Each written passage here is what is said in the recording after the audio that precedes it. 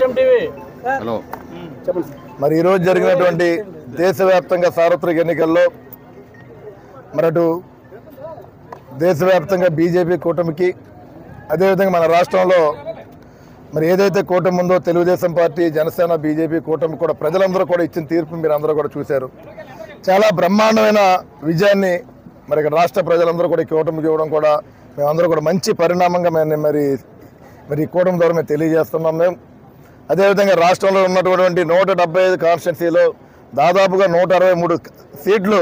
ఇవాళ కూటమి సాధించుకోవడం కూడా చాలా శుభపరిణామంగా మేము తెలియజేస్తున్నాం. మేము అంటే ఏదైతే ఈ వైసీపీ ప్రభుత్వం ఉందో అంటే ఎందుకు చెప్తున్నామంటే గత 5 సంవత్సరాల నుంచి కూడా వీళ్ళ అధికారంలోకి వచ్చి ప్రజల్ని అన్ని రకాలుగా కూడా మోసం చేసి ఒక కక్ష సాధింపు రాజకీయాలు, ఎక్కడ అభివృద్ధి లేదు, మరి ఏ రకంగా కూడా ప్రజలకి మంచి చేసే విధంగా కూడా ఈ ప్రభుత్వం లేని పరిస్థితుల్లో అలాంటి ప్రభుత్వాన్ని ప్రతిపక్ష హోదా లేకుండా కూడా వాళ్ళు ప్రజలు ఇచ్చిన తీర్పుని మరి రాష్ట్ర ప్రజలందరూ కూడా మరి మంచి శుభపరిణామంగా మరి మేము జనసేన పార్టీ నుంచి అదేవిధంగా ఈ కూటమి నుంచి కూడా మేము తెలియజేస్తున్నాం. మేము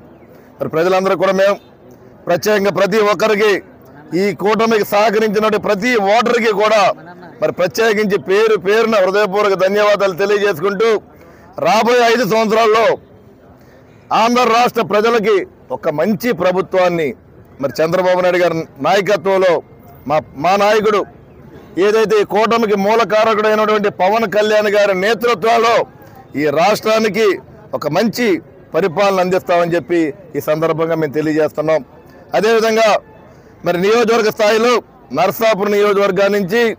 50,000 ఓట్ల మెజార్టీ నాకు ఇచ్చినందువరకు నియోజకవర్గ ప్రజలందరికీ కూడా ప్రతి ఒక్కరికి హృదయపూర్వక నమస్కారాలు తెలియజేసుకుంటూ నియోజకవర్గ ప్రజలందరికీ కూడా మరి పేరున ధన్యవాదాలు తెలియజేసుకుంటూ మీ అందరికీ కూడా మరి నా జీవితాన్ని పూర్తిగా మీ అందరికీ అంకితం చేసి ప్రతి నిమిషం మీ అందరి కోసం నేను ప్రయాణం చేస్తానని చెప్పి ఈ సందర్భంగా తెలియజేస్తాను. నేను అదేవిధంగా నా గెలుపుకి కారకులైనటువంటి మరి కొత్తపల్లి సుబ్బారెడ్డి గారి పెద్దలు, అదేవిధంగా